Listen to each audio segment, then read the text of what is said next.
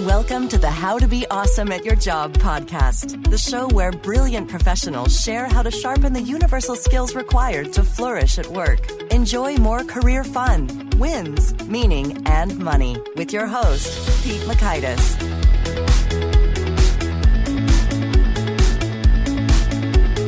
Hello, and thanks so much for joining us here for a special wedding edition of the How to Be Awesome at Your Job podcast.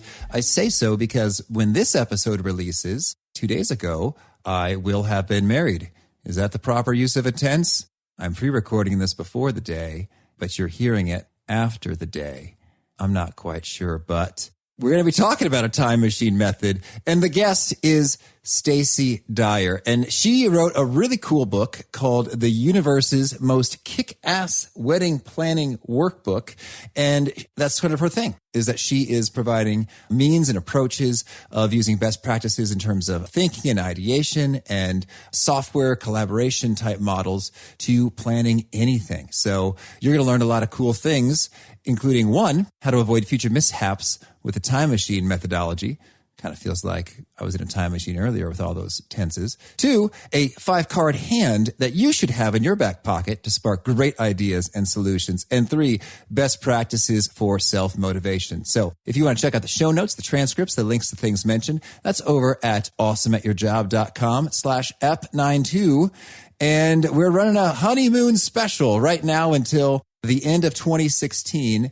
If you think there's even a chance that you and your team would like to enjoy my flagship training program, the Enhanced Thinking and Collaboration Program, and you shoot me an email about it, you inquire on the website under training programs within this year, we're going to knock $1,000 off when that finally unfolds somewhere in 2017. So that's the special we got running, as well as all kinds of other cool free resources over there at awesomeatyourjob.com. So it might be fun to meet you and your team in person in upcoming 2017. But for now, let's hear about Stacey. Stacey Dyer is currently a corporate director of customer experience design. Stacey is grateful for the mentor she's had in her career and thus strives to provide guidance and insight that reflects professional care and expertise. Outside of work, Stacey can be found in vocal sessions within the down-tempo, jazz, and EDM space, in addition to running and practicing yoga, or writing blog posts at staceysdiylife.com and books, astro-wed.com. Prior to her current role, Stacey's previous experiences run the gamut of in-house to agency side, working with a diverse array of clients from liquor and cigars to healthcare and youth nonprofits. Here's Stacey. Stacey, thanks so much for being here on the How to Be Awesome at Your Job podcast. Thank you so much for having me, Pete. I'm really excited to be here with you. Oh, me too. I'm so glad that Mandy introduced us, and that was a fun introductory email. She referred to you as a multi-potentiality. This does not surprise me. I think that's a really good thing, but I don't hear the word enough to be positive. Yeah. Cool. Well, I've been enjoying your book, The Universe's Most Kick-Ass Wedding Planning Workbook, as I am doing some wedding planning myself. It's a couple weeks away. It may have already happened by the time this airs, actually, but it's been pretty handy for me, and I really appreciate you.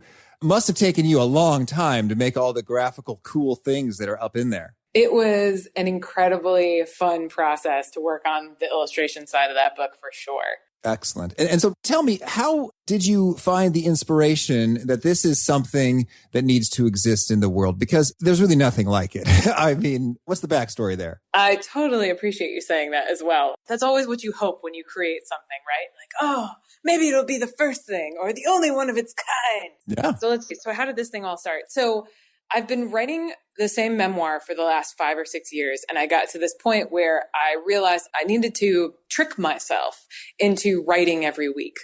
So my husband's a full-time DJ and has a residency out on Block Island off the coast of Rhode Island. And so I would have every Monday night to myself. And I was like, okay, this is writing night. And I just said, as long as I'm writing something every week, I'm doing my job. I'm doing what I need to do in order to get into this habit of sort of like a Pavlovian mental trick. And so we were in the process of getting married. We had gone through the process of getting married.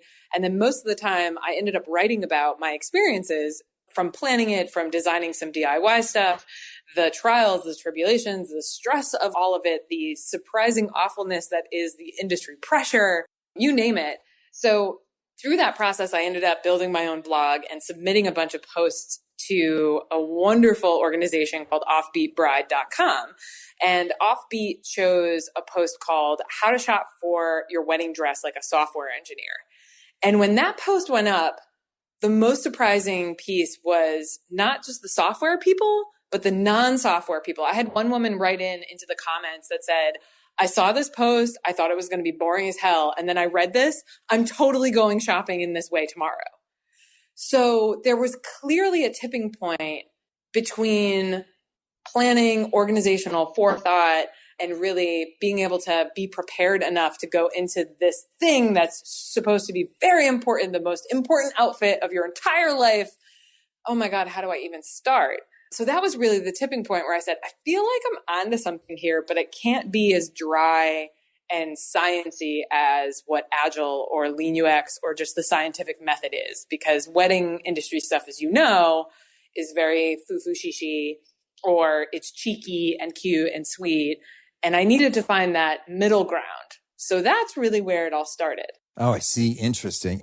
Well, but what I really think is so cool is how you've applied, one method of thinking to a task, something in front of you, to great result. And it reminds me of how management consultants worked their weddings. And I'd say every one of them had this elaborate Excel model, which you looked into the probability of each guest saying yes and the incremental cost associated with each guest. And so I did the same thing myself. But it's cool because it's sure enough, it just helps you get that result in a positive way. So I'd love to hear, maybe just to get the appetite going for some of your wisdom, could you share a story of how folks, whether it's with that blog post or other folks that you've taught with your keynotes, workshops and such, how they've applied some of your thought processes to fantastic results? Sure. From a day job perspective, I've worked with lots of different design teams, software design teams, development teams, design thinking teams, you name it, all across the board. And I'd say one of the most successful pieces that's inside AstroWed is the time machine methodology. The time machine is really a rebranding of pre-mortem. I felt like post-mortem, pre-mortem, mortem, death. Death plus wedding equals bad. So we needed to change that in a more positive light. But the point of it is to say, get in your time machine and imagine you've built this thing. It has failed. List out as many reasons as possible and then try and figure out how to mitigate your risk at the end of the day. Telling a bunch of couples to mitigate their risk is probably not the best idea. It's not really, a catchy tagline that people are getting really jazzed about. So in doing this time machine methodology, I still use it to this day. Premortems are the cause and effect for me a lot around structured ideation. Sometimes we use those premortems in order to design a moderator guide for customer interviews and say, we don't know what to ask them. How do we even begin? Well, let's start by actually guessing where their pain points are, or this idea that we have, it's totally going to flop. List all those reasons and then ask them if that would be true. And then on the flip side, even if you're designing anything, if you're not in software, if you're just designing a spreadsheet, a worksheet, you're making your to-do list, your packing list for travel, for your honeymoon even, Pete, you can do that same premortem methodology and say, I've packed all of my things in my suitcase, but I've failed. What things have you forgotten? And it should be a really quick way to be like, oh, the thing that would kill me the most is if I forgot my sunglasses or my contact lenses or, anything of that effect. And I like that so much because it really does spark a different set of ideas as opposed to just the prompt, what do I need to bring? Right. Because, thinking when you get there is a different set of brain actions than thinking I am there and it's gone badly. Mm-hmm. I did live demos at the Boston LGBT Wedding Expo that we were just at on November 6th. And I walked people through, I gave them a live demo of a trimmed down version of the worksheets. And when I got to the time machine, I always start with the bad one. And I say, okay, you got to your wedding day, your photographer is there. It has totally failed. The photos look terrible. Why? And the grimaces on these couples' faces is amazing. And I point to them and I say, that's it. That's it right there. You don't want to have that face on your actual wedding day. Flip it around. What are you going to do to make sure that it doesn't happen? What conversation, what thing can you bring up to this vendor and say, I really don't want my pictures to look like they're from Instagram. Say that. Great. And what are some other things in that example? Sticking with it for a second. What are some other things that bubble up? Oh, one that came to mind for one couple was one partner looked at the other and she was like, you're always late. You better be on time. Certainly. Yeah. That's good. That's good. And I guess I'm just thinking about doing thorough due diligence associated with seeing how the photographer's natural style is before you even select it. But depending on where you are on the timeline, exactly. You have that luxury. So, okay, so that's great. And then on the flip side, you think, well, what would be sort of a fantastic, wild, delightful success? Right. And imagine what sparks come to mind there. Actually, you're helping me real time. What are some of those things that pop up? So for us, I don't know about you guys, but when my husband takes a photo of me, I freeze. Like I have that, like I'm in second grade. I have to take this photo. Please get me out of this outfit look on my face. But usually when strangers are taking photos of me, if they can get the candid shots, then they're fantastic. So in my mind, okay, I've gotten to my wedding day. I'm looking at my photos after the fact. They're amazing because they've been able to capture me at my best moments and my most natural smile, which always happens to be a candid moment. So I need them to be sneaky and run around and hide behind things and catch me right in that split second. It was just a huge help to have that conversation with our photographer at that point and say, you know, this is my biggest challenge. And it would be really great if you could make me not look like an awkward second grader. Oh, that sparks a clear vision too. Thank you. So the time machine, that was one of my favorite tactics or tools from your book. So thank you for highlighting that. One of the others I really liked was well, I always say it like a parrot because you have an icon of a parrot. Yes. In the book. That's right. Macaw, and exactly. MACAW for must, could, won't. Can you talk to us a little bit about that tool? Absolutely. So this was another one that came from, software design over the years and really making that list. It stems from Moscow. Moscow is must, should, could, won't. Oh. But the should never worked out for me. It was always this awkward bucket of, well, it should do this. Well, if it should do that, then put it in the must. Do you know what I mean? I hear you, yeah. Yeah. So by dropping the should, now we've got to focus. My lucky number is 3. So 3 buckets of things are super important. But when it comes to planning a wedding, it's the most complicated event you're probably ever going to plan for in your life. And at every stage of the planning process for us, it was almost like I didn't spend 20 years of my life, including part of my childhood, planning my wedding. I was never going to get married. This was not a thing that was on the top of my mind. I didn't have a Pinterest board that I'd been saving for 10 years. None of that was a thing. So I was very lost once I got to this process. And often the only way that I could get started was by creating a list of won'ts. Well, I know it won't be an indoor wedding in a gaudy hotel with low ceilings and bad lighting. All right. I know that I don't want a cake. So whatever their desserts are, they better have chocolate and fruity things. I know that I don't want my dress to be some crazy Cinderella ball gown. I know I don't want to overheat. I know I don't want to wear heels that are too high, things like that, so that it would inform decisions in a different way. But I tell my couples when I'm coaching them, start with what you do know. And sometimes what you do know is the negative side of things. And that's okay, because our brain is 3 times as sticky to the negative things than we are to the positive. So sometimes it's a great scapegoat in terms of a thought experiment. That is solid, yes. So those are 2 great tools right there. We got the time machine and the macaw, which I agree. I think sometimes people want to make their acronym the way they want to make it. So I agree. The should isn't all that helpful in determining those things. So, I'd love to hear while we're on the roll, are there any other tools that show up in terms of your, design thinking or software toolkit that have broad applicability for professionals kind of working through all kinds of questions? Absolutely. I've got a short list for you. So one of the most common way. So I do a lot of structured ideation. A lot of people hear the word brainstorm. There's been all kinds of articles. I'm sure you've been seeing this lately, Pete, about like how brainstorming is broken. Brainstorming is dead. It really doesn't work. People spend way too much time writing things on sticky notes. Da, da, da, da. A lot of the times brainstorming goes bad because it's unstructured.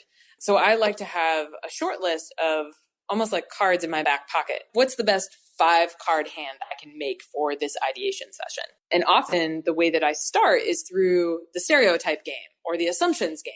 We're moving through a process right now where we're looking at a targeted market segment and we're saying like, we think we know who these people are. All right, well, let's line up all of the things that we think we know about them. We are assuming that they do X, Y, and Z.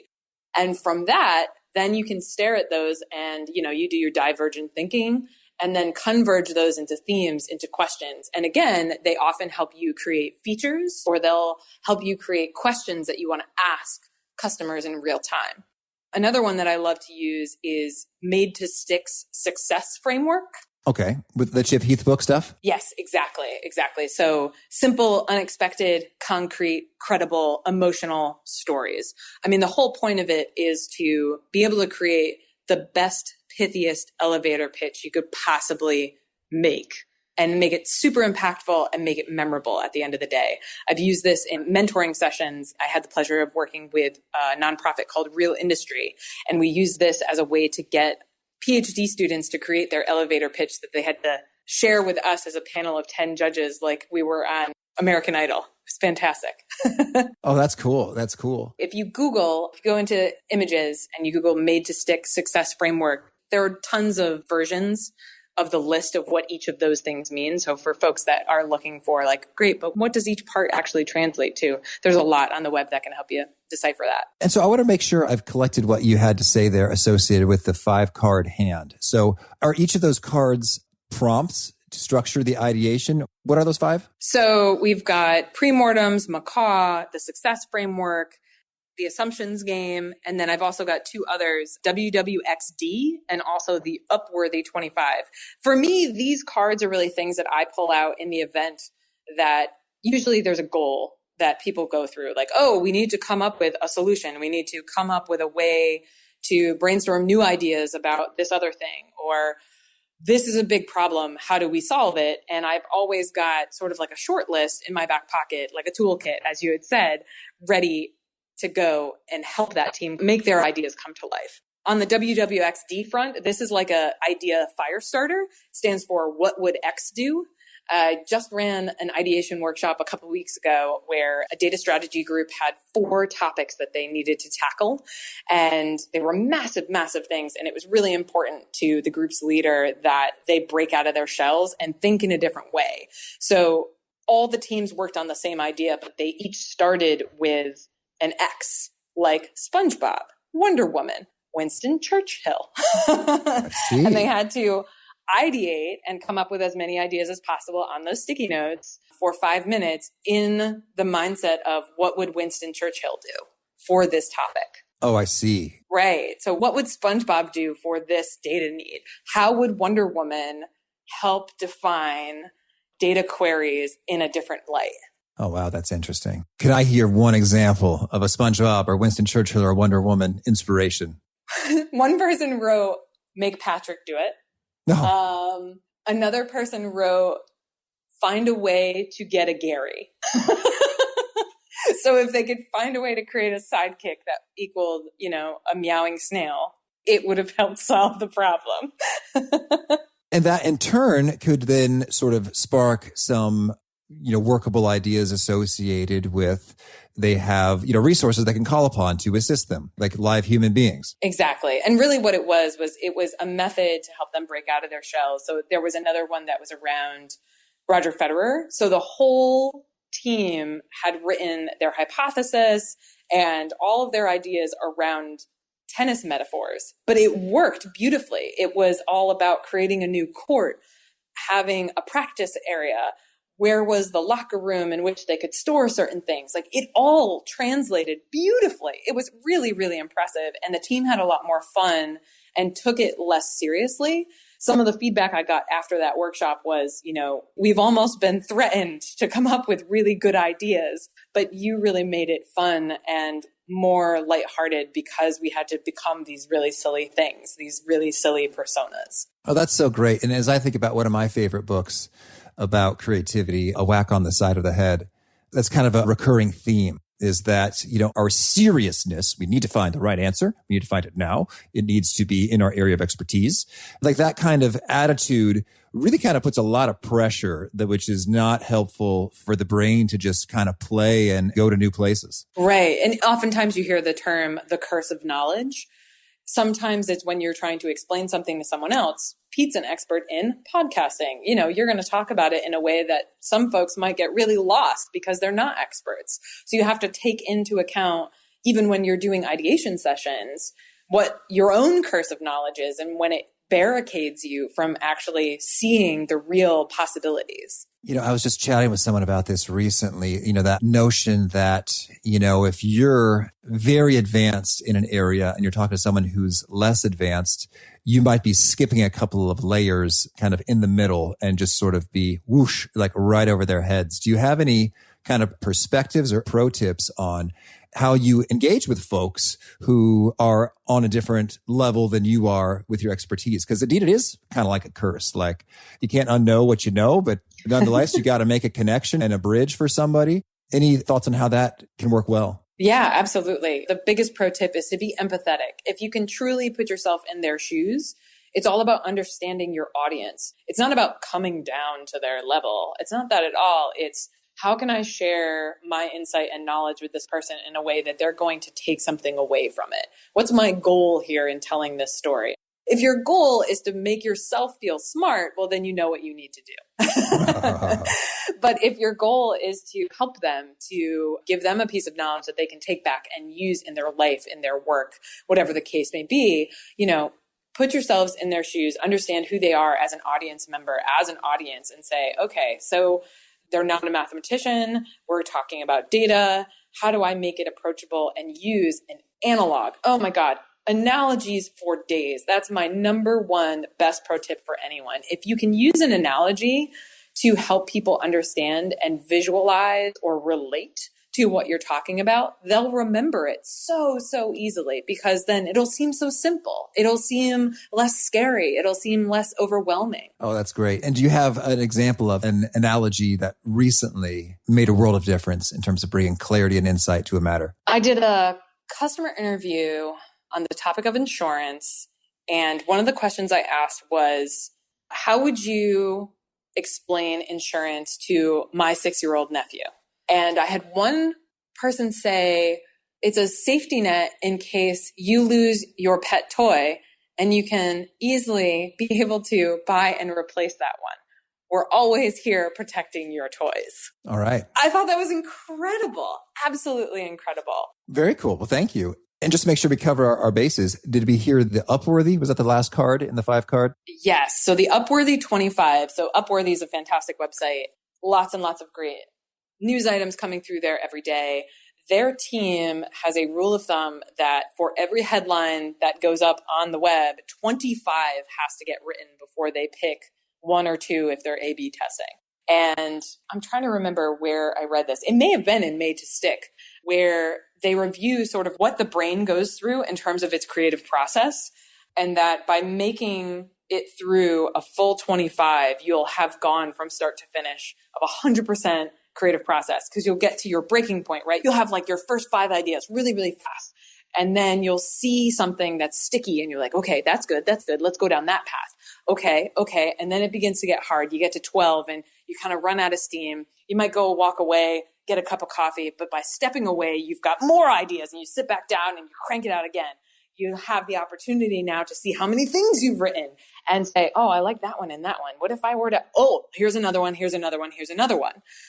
By creating that 25, you've allowed your brain all of the space and time, and at the same time, generated your best work.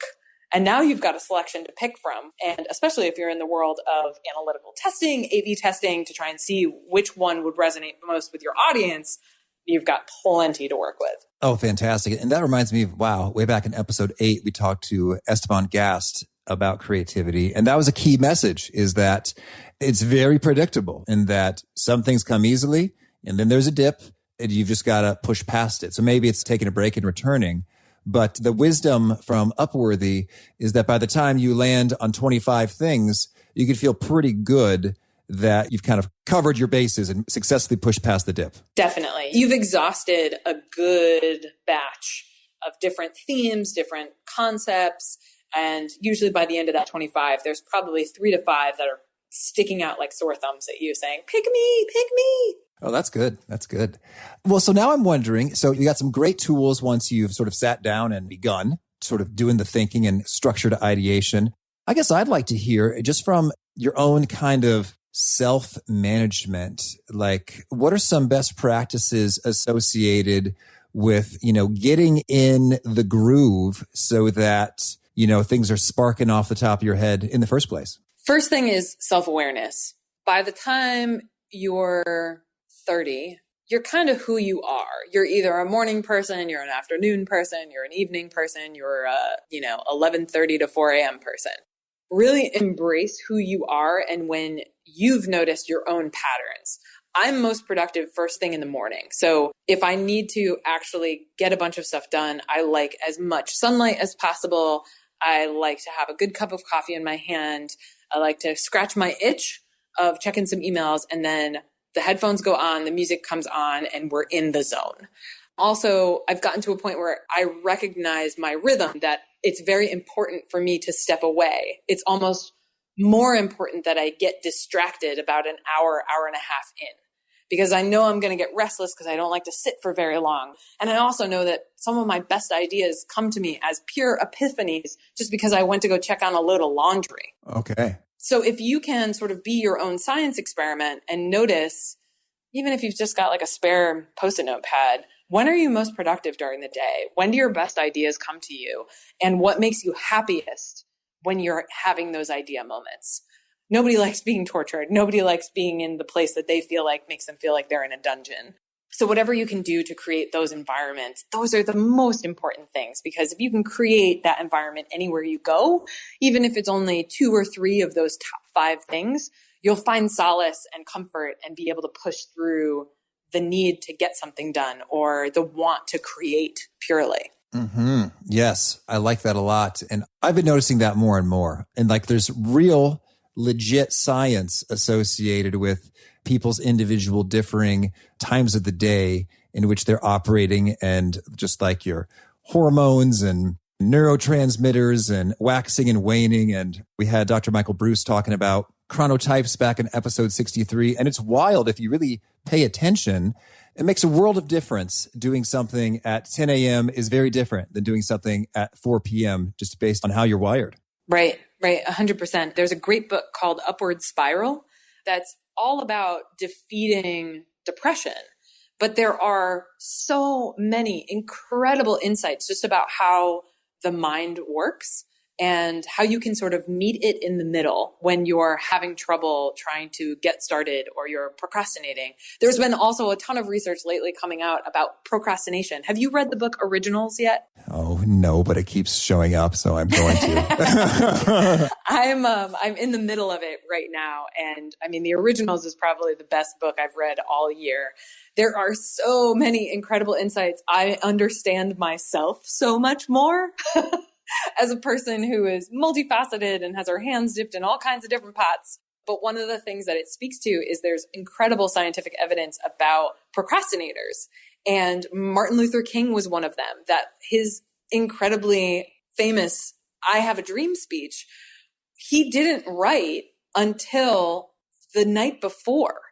And he talked to experts, leaders, community people all the way along. He was doing early design thinking long before it was ever a branded framework.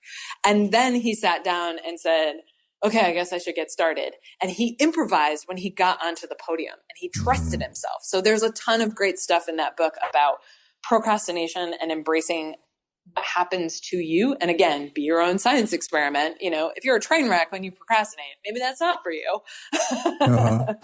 But I have one of the best designers I ever had the pleasure of working with. She's a design director in Connecticut now.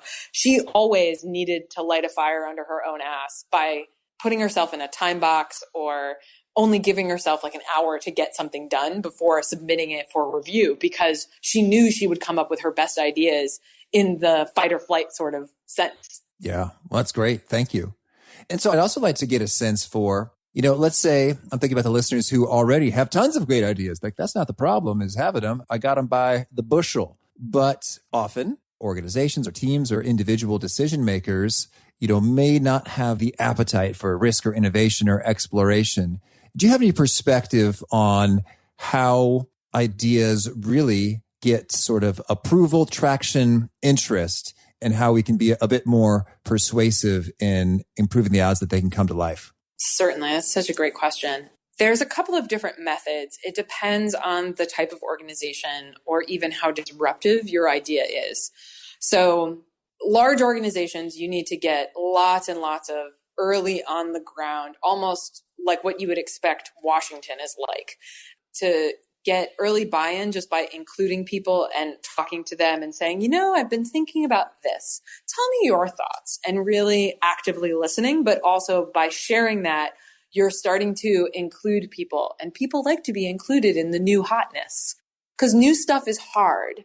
So on one hand, you have the balancing challenge of managing those around you that can either support or thwart the success of the idea or the execution of that idea. And then on the other hand, you have just the fact that new stuff is hard for people. New is change. Change is hard. Some of us embrace it and love it, like myself, and other people have a really difficult time. So you have to be empathetic to that and think, what would those folks appreciate when I'm trying to make this huge organizational shift, or I'm just trying to introduce like a new worksheet. It can be small. You'd be surprised how people react to those changes. So I say one is consensus-driven discussions. They may not feel like that. You don't have to get everybody into a room and say, do we agree that this is a good idea? You don't need to do that. But having small one-on-one conversations so that you've got almost like a coalition by the time you get to the place of presenting that idea, because then you've got people talking, there's some buzz, people are getting used to that idea. Oh, 4 weeks ago you talked to them, it's been rolling around in their brain. You might receive an email from somebody, hey, I was thinking about that idea we were talking about over coffee the other day. I really like it because of this, that, and it affects me in this way, and that's really exciting. So give people some time and space. Also, on the flip side, when you've got a really disruptive idea, a large part is just making sure you keep talking to people. Customer interviews of any kind are so, so important, and really acknowledging the landscape that you're in. I've got a great story that actually happened the other night. A pair of friends are in the process of looking to buy a restaurant that's pre-existing. And while they're working on bank loans and figuring out finances, they really got excited about doing a GoFundMe campaign. Now, I didn't do any research. We've been working together on business plans and just making sure that they're doing their checks and balances from that business standpoint. But I sent over an email last night to one of the potential owners and said, do your due diligence in terms of competitive landscape inside of GoFundMe, because they put it up and they were like, why isn't it working? We're not getting any donations. Like, what's happening? Don't jump to conclusions too soon. Check what's happening around you. Are there other restaurants on GoFundMe? If there are they doing well or are they doing poorly? What are you doing that is going well? What are you doing that's not going well? How do those two things match up? Is there a lot that's on there, or are there only 2 restaurants and their campaigns are kind of meh and they're not sticking? Maybe that's a result of GoFundMe not being the right avenue for this type of service. Because at the end of the day, you have to also embrace your idea will sit in a certain category, but certain categories might not sit well in certain avenues. Services, as I'm sure you know, Pete, are hard because they're abstract. They're not a tangible product at the end. So really trying to translate what that means for people. How do you get somebody to donate to a thing that's really just this business idea? So one of the things we talked about was translating it to, like, as a customer, I want to know, will you have enough tables for me? Will you have enough tables for me and my friends? How many coffee mugs do you have? How many potential coffee cups or cups of coffee could I have at your place? Things like that will get people excited, again, that they can relate to. Mm-hmm. Understood. And so it's interesting, I think, within that notion about there's not always a great fit there is fantastic, because I think there's often sort of a knee-jerk reaction to GoFundMe is cool. Instagram is cool. Like there's something that's new and hot and fresh and great, and we all need to be up on it. But at the same time, I think truly, some things don't quite fit that well. And like, I don't know, for instance, who needs to be a fan of Tide on Facebook and stay up to date with the latest, laundry detergent news. Right. Right. Like I know moms are on Facebook, but do they really care that much about their laundry detergent brand being on Facebook? Maybe if they're doing giveaways. So again, it's like drilling down into the why do you need to be here? What is the advantage or the benefit to your customer? And speaking to that disruptor side of things, I'm constantly dealing with this as an experiment today with AstroWed because, like you said at the top, there's nothing like that out there. I've also just launched a set of coaching services. So instead of being a traditional wedding planner, I've seen more and more, and I was one of those couples as well, that I really just needed to get kickstarted or I needed some advice around a particular area. A lot of couples now just need day of coordination. They need somebody to come in, set up the stuff, break it down, and make sure that people get from point A to point B. So I'm trying to spin up a new set of offerings, a new set of services that completely break down the norm of multi-$1,000 wedding planning prices and offer an inexpensive, approachable option that feels like something you would get from a business aspect. Oh, sure thing. And what I find really interesting, to that point in terms of getting the event kind of up and going is I'm a big fan of, Time, Etc. is the company. You can have sort of part-time assistants helping you with stuff. So you just get a package. And so I've had my assistant, Marty, doing a great job. Thank you, Marty. To do just a lot of the legwork associated with, okay, hey, we've got to find an apartment where we're moving into. Okay, got to find the venue, got to find the rehearsal dinner spot. Then it's just a matter of, there are dozens or hundreds of options. I need you to just kind of chug through them and see, right. Who meets our basic criteria in terms of, the price is within this range. They have availability on this date for this many people, go. And so often, like that can take a good 6+ hours on the phone, going from place to place to place. And it's been fantastic. So I hear you in terms of the real pain points. There are many ways to alleviate them, probably outside the traditional milieu of I am the wedding planner. Right. That's fun. So I also want to make sure we cover, you have a cool workshop associated with using $50 to do a whole lot of good, I guess, learning, testing, validation of an idea. And I thought that sounds like a heck of a bargain. What's some of the secret magic within that? Sure. So that workshop really spawned from me doing a bunch of targeted Facebook ad tests for $50 a pop to learn what is the stickiest persona for AstroWed. So I had honed down from doing one of those assumption exercises and said, okay, we got comic book people, we've got regional people like in the Boston area, we've got techie people, and then we've got LGBT. And I wanted to see who of that group was the stickiest, who was engaging the most, and what could I learn for the smallest amount of money possible? Yeah. So that test was great because even though the numbers of hits were fairly small, at least you got a signal in terms of, being in a HubSpot sort of culture where content marketing is king. How do you know who to really write for or who to create content for? And that was a really large impetus of running this test.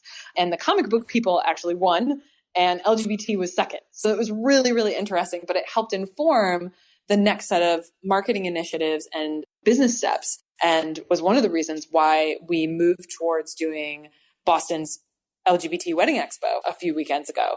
It was smaller. It allowed us to test a bunch of other things as well. And if you haven't learned yet, basically one of my mantras is everything is an experiment.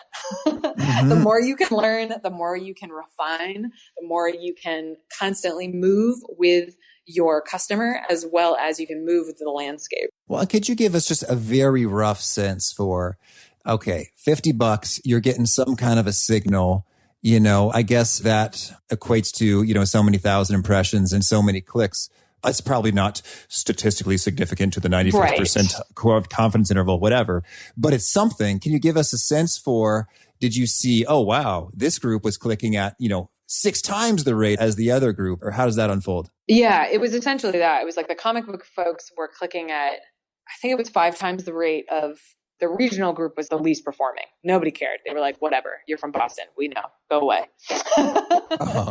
And what was really interesting was that the male demographic engaged more than the female from the comic book standpoint, which was super exciting to me because, again, I'm disrupting a wedding market where it is bride only all the time.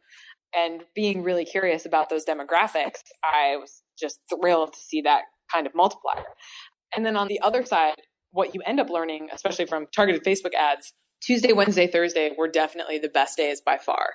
I had run these like week after week, and just seeing the trends of when people were online was also hugely helpful to just be able to schedule all of your social media to hit people when they want to be hit.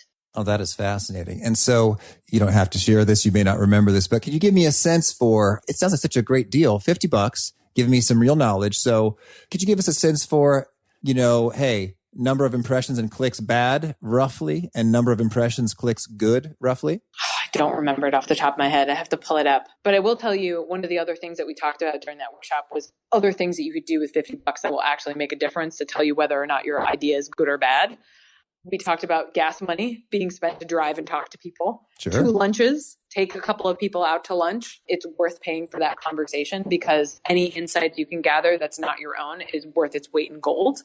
And then also, I had one person comment, $50 in beer or wine goes a long way when it comes to getting favors in return for things that you may not have the ability to do.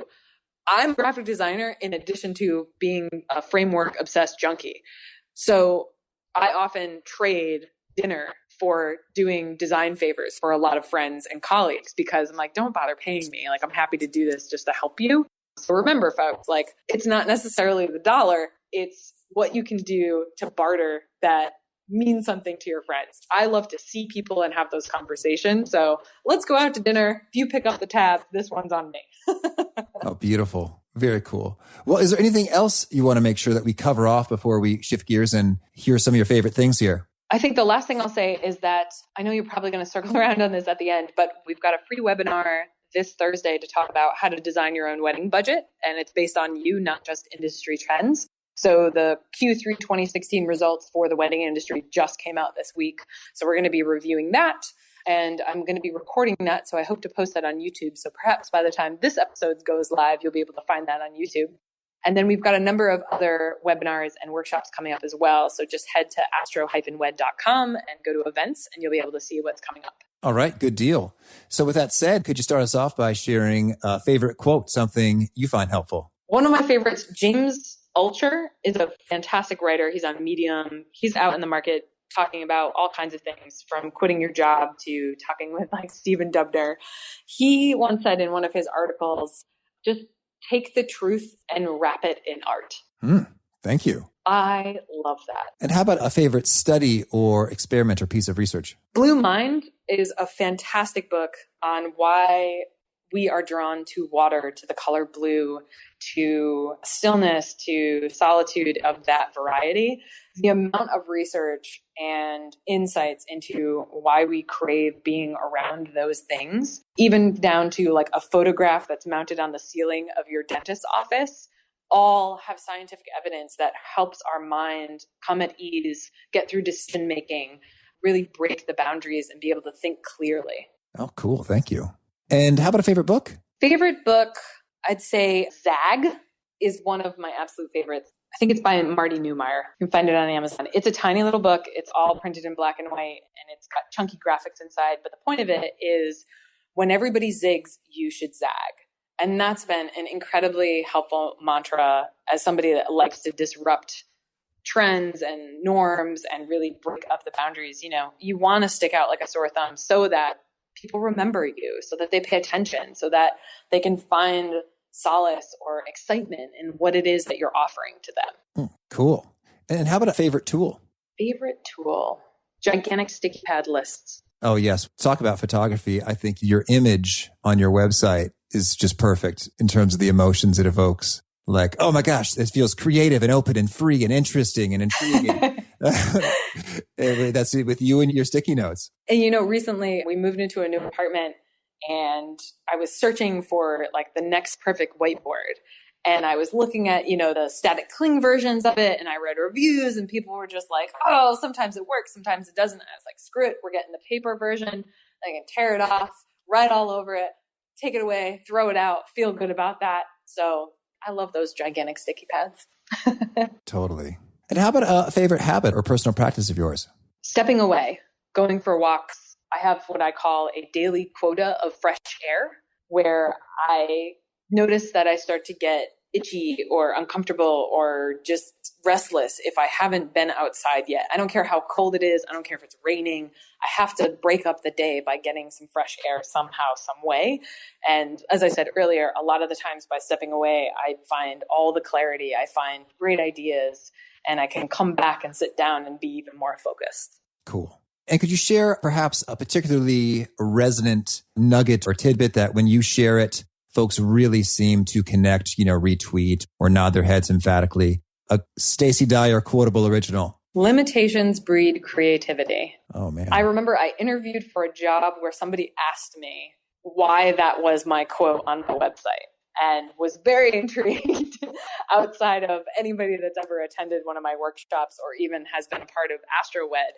It's all about finding your constraints, because pure creative freedom is really scary. You can start from scratch, but sometimes scratch is really overwhelming as a blank white canvas.